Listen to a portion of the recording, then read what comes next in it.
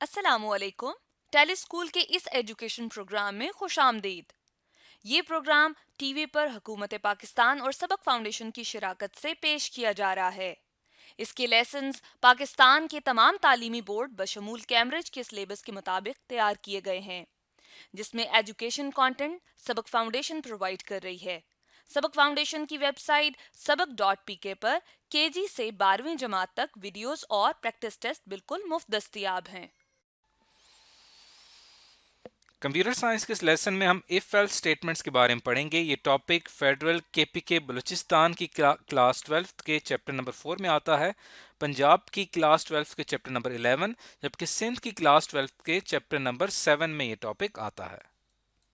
इस टॉपिक पे वीडियोस देखने के बाद स्टूडेंट्स सीख पाएंगे मुख्तलिफ किस्म की डिसीजन स्टेटमेंट्स के बारे में, जैसे कि if statement, if else statement और एल्स इफ स्टेटमेंट क्या होती है। आज के कंप्यूटर के लेसन और इससे मुंसलिक वीडियोस को घर बैठ के देखने के लिए आप सबक.pk की वेबसाइट पे जा सकते हैं। यहाँ पर तमाम बोर्ड्स की 9वीं से 12वीं जमात तक कंप्यूटर साइंस के सारे टॉपिक्स पर वीडियोस और प्रैक्टिस टेस्ट बिल्कुल मुफ्त मौजूद हैं। इनके जरिए आप अपने कॉन्सेप्ट्स को पुख्ता करके इम्तहानात में शानदार नंबर हासिल कर सकते हैं।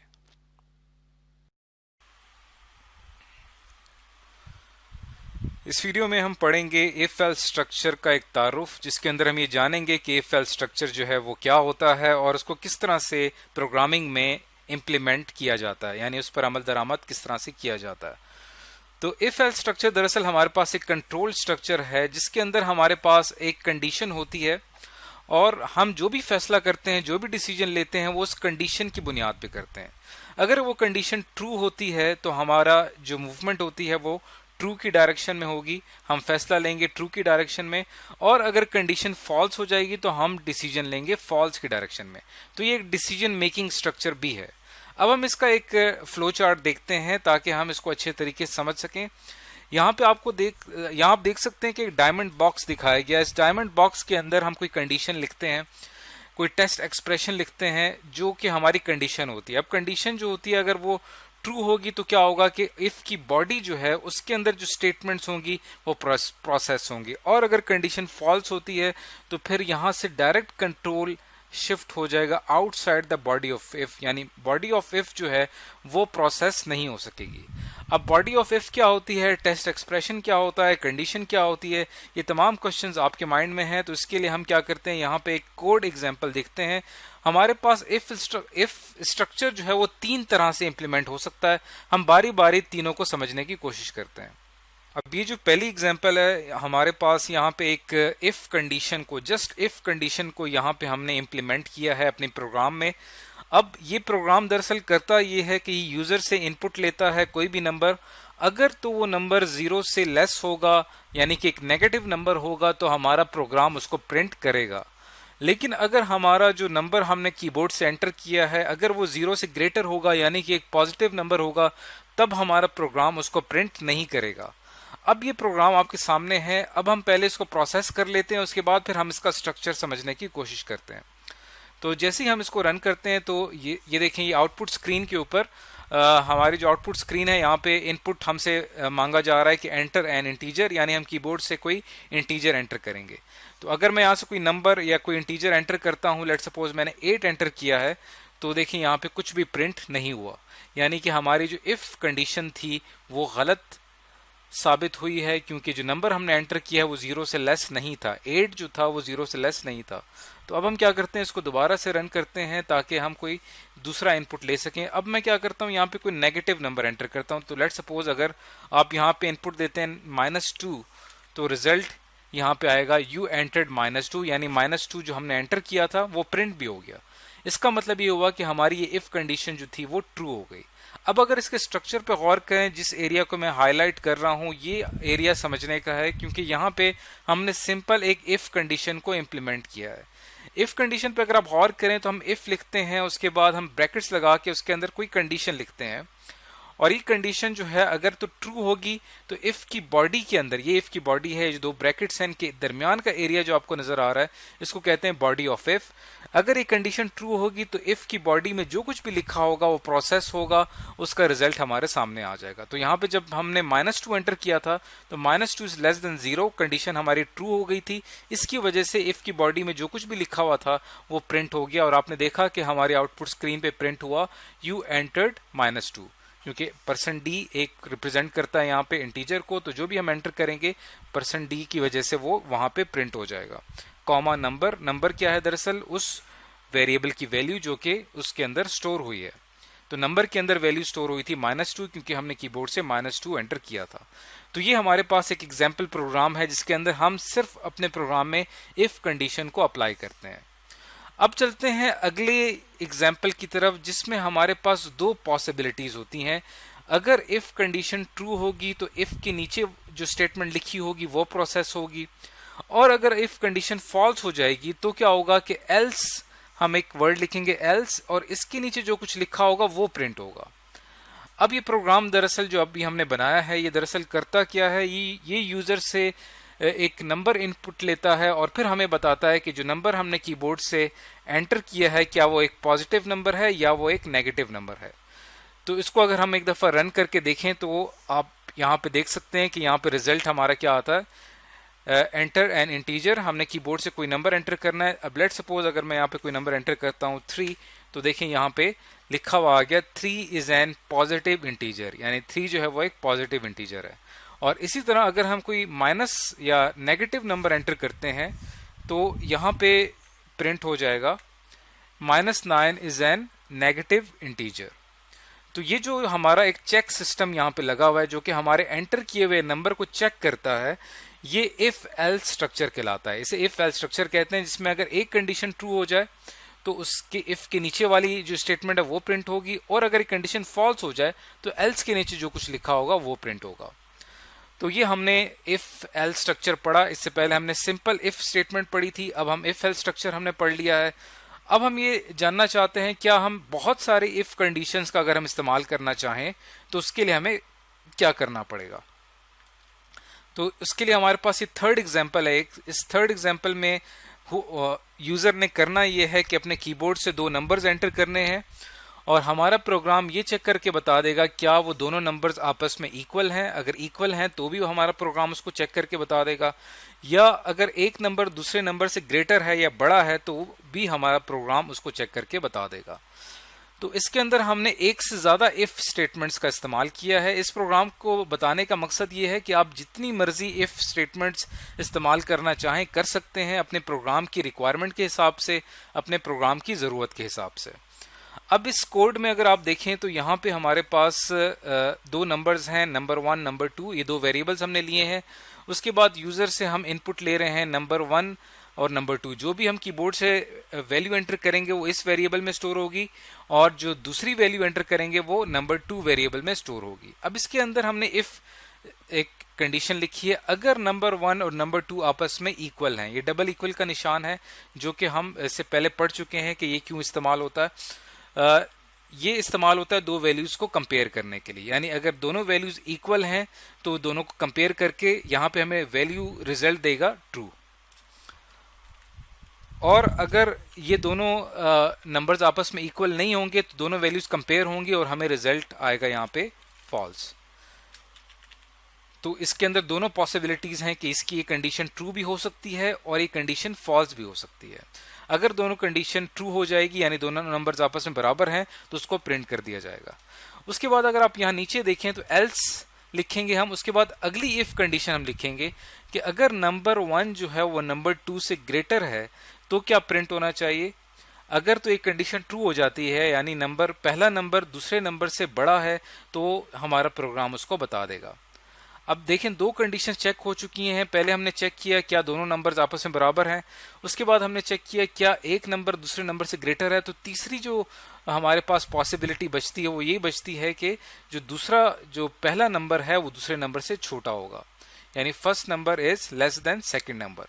तो ये हमारा एक प्रोग्राम है जिसके अंदर हमने एक से ज्यादा इफ कंडीशंस का इस्तेमाल किया है। अब अगर हम इसको रन करते हैं तो कीबोर्ड से अगर मैं यहाँ पे दो नंबर्स एंटर करता हूँ, लेट सपोज अगर मैं पहले दोनों एक जैसे नंबर एंटर करता हूँ, पहला नंबर मैंने एंटर किया 8, नेक्स्ट नंबर यहाँ पे हम एंटर करते हैं 8, तो यहाँ पे प्रिंट हो गया रिजल्ट 8 इज इक्वल टू 8। इसका मतलब ये हुआ कि हमारी ये कंडीशन ट्रू हो गई थी, जिसकी वजह से ये प्रिंट हो गया। अब अगर हम इसको दोबारा रन करते हैं ताकि हम इसके अंदर दूसरा इनपुट चेक कर सकें, एक नंबर हम यहाँ पे एंटर करते हैं 9 और दूसरा नंबर हम एंटर करते हैं 5, तो 9 इज ग्रेटर देन 5, ये कंडीशन हमारी ट्रू हो गई। इसका मतलब कि ये कंडीशन जो थी हमारी ट्रू हो गई, यानी 9 पहला नंबर था और 5 दूसरा नंबर था। उसके बाद अगर हम इसको दोबारा से रन करते हैं और हम एक तीसरी जो हमारी पॉसिबिलिटी है, यानी पहला नंबर हम 6 एंटर करते हैं और दूसरा नंबर हम 9 एंटर करते हैं, तो यहाँ पे आ जाएगा 6 इज लेस देन 9। तो जिस तरह का भी हम इनपुट देंगे, हमारा इफ एल्स स्ट्रक्चर उसको चेक करके बता देगा और हमें रिजल्ट फराहम कर देगा। तो इस वीडियो में हमने एक इफ एल्स स्ट्रक्चर का एक तारुफ समझा है और इसके अंदर जो हम 3 तरह की इम्प्लीमेंटेशन है, 3 तरह से जिसको इम्प्लीमेंट किया जा सकता है, उसको आज हमने समझने की कोशिश की है।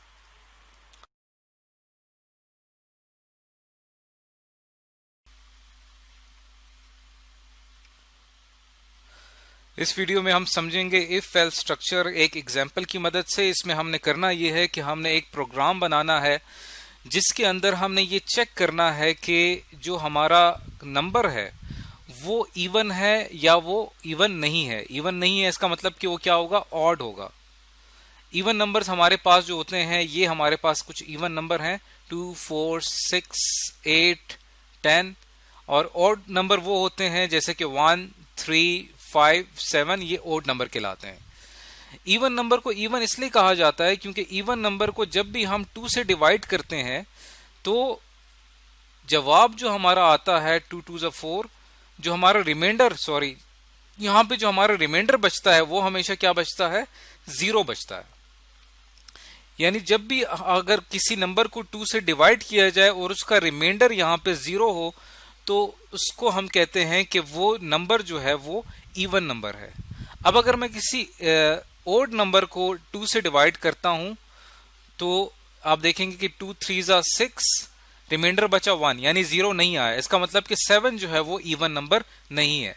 तो एक सिंपल तरीका है मैथमेटिक्स के अंदर किसी भी नंबर को ये चेक करने के लिए कि वो इवन है या ऑड है। अब हम इस मसले को हल करते हैं प्रोग्रामिंग के जरिए से और उसको समझने की कोशिश करते हैं। ये हमारे पास जो है वो डेव C++ का एक कंपाइलर है। यहाँ पे मैं एक कोड लिखूंगा जो कि क्या करेगा, मेरे लिए ये पूरा काम, ये पूरा टास्क जो कि हमने इससे पहले डिस्कस किया है वो करेगा। तो हम अपना कोड लिखना स्टार्ट करते हैं। सबसे पहले हमें एक वेरिएबल चाहिए होगा जो कि इस्तेमाल होगा नंबर को स्टोर करने के लिए। तो यहाँ पे हमें एक वेरिएबल चाहिए इंट x वेरिएबल का नाम है, इंट उसकी टाइप है। अब चलते हैं आगे। इसके बाद हम क्या करते हैं कि एक 2 स्टेटमेंट मैं यहाँ पे लिखूंगा। उन 2 स्टेटमेंट के अंदर आप क्या करेंगे, कीबोर्ड से नंबर एंटर करेंगे, तब वो नंबर जो है वो उस x के अंदर जाके स्टोर हो जाएगा। तो यहाँ पे मैं लिखूंगा प्रिंट f इन्वर्टेड कॉमास। यहाँ पे इंस्ट्रक्शन ये दी जाएगी कि एंटर अ नंबर, आखिर में सेमीकोलन, और फिर स्कैन f और फिर inverted commas and then %d and x और आखिर में सेमीकोलन। तो यहाँ पे ये जो 2 स्टेटमेंट मैंने लिखी हैं, ये 2 स्टेटमेंट जो हैं ये हमें मदद फराहम करेंगी। हमारे कीबोर्ड से एंटर किया हुआ जो भी डिजिट होगा, जो भी नंबर होगा, वो दरअसल इस x में जाके स्टोर हो जाएगा। अब इसके नीचे मैं पूरा एक चेक मैकेनिज्म बनाऊंगा इफ एल्स का, जिसके अंदर पूरा एक चेक सिस्टम होगा जो कि हमारे एंटर किए गए नंबर को चेक करेगा कि वो ऑड है या वो इवन नंबर है। तो यहाँ पे हम लिखेंगे इफ, और इसके साथ आगे हम ब्रैकेट लगाएंगे, इफ x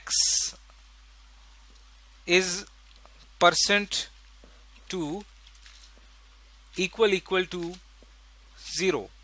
इस कंडीशन को समझना हमारे लिए बहुत ज़रूरी है। उसके लिए हमें इस ऑपरेटर को समझना बहुत ही इम्पॉर्टेंट है हमारे लिए, जिसको हम % कहते हैं, जिसको मॉड b कहा जाता है। इसको समझना हमारे लिए इसलिए ज़रूरी है क्योंकि इससे हमें बात समझ में आ जाएगी कि यहाँ पे ऑड और इवन नंबर किस तरह से फाइंड किए जा रहे हैं। अब आप यहाँ पे देखें कि %2 x %2 का मतलब ये है कि x हमारे पास कोई भी नंबर हो सकता है। लेट्स सपोज x हमारे पास है 9%2। अब अगर मैं इसको ऑपरेट करता हूं या मैं इसको कैलकुलेट करता हूं तो हमारा रिजल्ट यहाँ पे क्या आएगा। आपने रिजल्ट पे ध्यान देना है कि यहाँ पे हमारा क्या रिजल्ट आएगा। तो इसको कैलकुलेट करने के लिए मुझे क्या करना पड़ेगा, 9 को 2 से डिवाइड करना पड़ेगा। जैसे ही मैं 9 को 2 से डिवाइड करूंगा तो 2 4 8 और 9 में से 8 माइनस कर दें तो जवाब आएगा 1।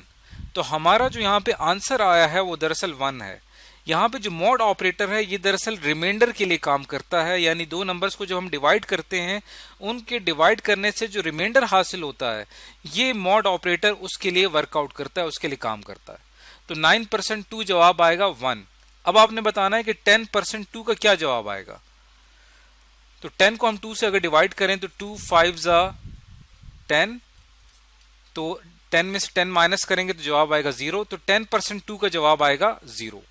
तो ये चीज आपने ध्यान रखनी है कि परसेंट का मतलब क्या होता है कि जो भी दो नंबर्स हम डिवाइड करते हैं उसका जो रिमाइंडर हासिल होता है उसे हम परसेंट या मॉड ऑपरेटर के जरिए हासिल करते हैं, या उसको हम यहाँ पे अपने आंसर में लिखते हैं।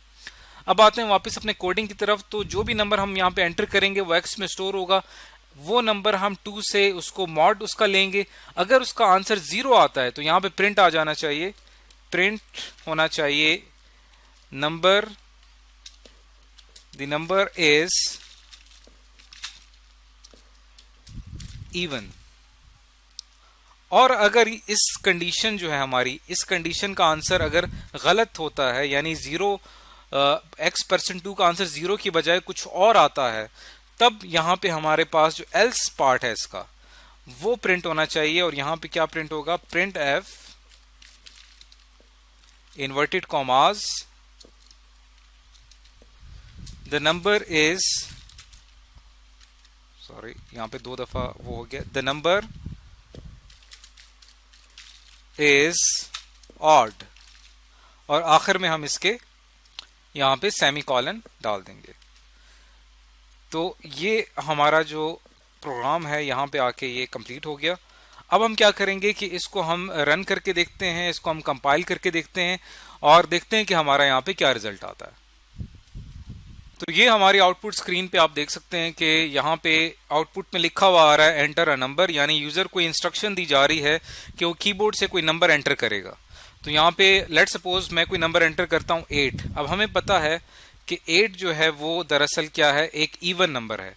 अब देखते हैं क्या हमारा प्रोग्राम इस नंबर को चेक करके क्या रिजल्ट देता है। तो जैसे ही मैं यहाँ पे 8 लिख कर जैसे ही हम यहाँ पे 8 एंटर करेंगे तो देखें यहाँ पे क्या मैसेज आ रहा है, द नंबर इज इवन। यानी हमारे प्रोग्राम ने जो बैक पे कोड चल रहा है उसने क्या किया, इसको चेक किया और ये बताया कि जो नंबर आपने एंटर किया है वो इवन है। इसके पीछे जो चेक मैकेनिज्म है वो ये काम कर रहा है। ये इफ स्टेटमेंट जो है वो यहाँ पे चेक कर रही है जो नंबर हमने 8 एंटर किया था वो दरअसल इस एक्स में स्टोर हुआ। तो 8% 2 को अगर हम कैलकुलेट करें तो यहाँ पे हमारा जवाब आएगा 8%2। अगर हम इसको कैलकुलेट करते हैं तो 8 को हम डिवाइड करें 2 से, 2 4 8, रिमाइंडर आएगा 0। यानी यहाँ पे हमारा आंसर आ रहा है 0। तो 8%2 जवाब आएगा 0। तो अब अगर हम अपने कोड को देखें यहाँ पे क्या लिखा हुआ है, 8%2 इज इक्वल टू 0, यानी यहाँ पे आंसर हमारा 0 आ रहा है। तो इसका मतलब कि ये कंडीशन यहाँ पे ट्रू हो जाएगी। जैसे ही कंडीशन ट्रू होगी कंट्रोल इफ की ब्रैकेट्स में आ जाएगा, इफ की बॉडी में आ जाएगा। ये जो दो ब्रैकेट्स यहाँ पे हाईलाइट हो रही हैं दरअसल इफ की बॉडी कहलाती हैं। इसके अंदर जो मैसेज लिखा हुआ है ये प्रिंट होगा। तो आपने देखा कि यहाँ पे जब हमने इसको रन किया तो हमारा जो आंसर आया यहाँ पे वो द नंबर इज इवन, ये यहाँ पे हमारा आंसर आया। तो जैसे यहाँ पे मैंने 8 एंटर किया था तो देखिए यहाँ पे नंबर इज इवन, ये चीज प्रिंट हुई, यानी ये वाला जो स्टेटमेंट है ये यहाँ पे प्रिंट हुई। अब अगर मैं इसको दोबारा हम इसको रन करते हैं, अब मैं कोई ऑड नंबर एंटर करता हूँ यहाँ पे। लेट सपोज यहाँ पे मैंने एंटर किया 7। तो जैसे ही मैंने यहाँ पे 7 एंटर किया देखिए यहाँ पे क्या प्रिंट हो रहा है, द नंबर इज ऑड। ये क्यों प्रिंट हुआ यहाँ पे, क्योंकि यहाँ पे एक्स में 7 स्टोर हुआ। तो 7%2 को अगर हम कैलकुलेट करते हैं तो 7%2 को अगर हम कैलकुलेट करते हैं तो जवाब आएगा हमारा 1 कैसे आएगा, 7 को 2 से डिवाइड करें, 2 3 6, जवाब क्या आया, रिमाइंडर क्या आया यहाँ पे 1 आया। तो हमारा यहाँ पे आंसर आया 1। तो इसी तरह यहाँ पे जब इसका आंसर आएगा 7% 2 का आंसर आएगा 1, 1 इज इक्वल टू 0, तो कंडीशन यहाँ पे फॉल्स हो जाएगी। ऐसे यहाँ पे कंडीशन फॉल्स होगी, यहाँ से कंट्रोल शिफ्ट हो जाएगा एल्स पार्ट में, और एल्स के नीचे जो है जो स्टेटमेंट लिखी हुई होगी ये यहाँ पे प्रिंट हो जाएगी, द नंबर इज ऑड। तो आपने देखा कि हमारी जो आउटपुट स्क्रीन थी उसके ऊपर the number is odd print हुआ नजर आया। यहाँ जैसे ही हमने यहाँ पे 7 एंटर किया तो यहाँ पे लिखा हुआ है द नंबर इज ऑड।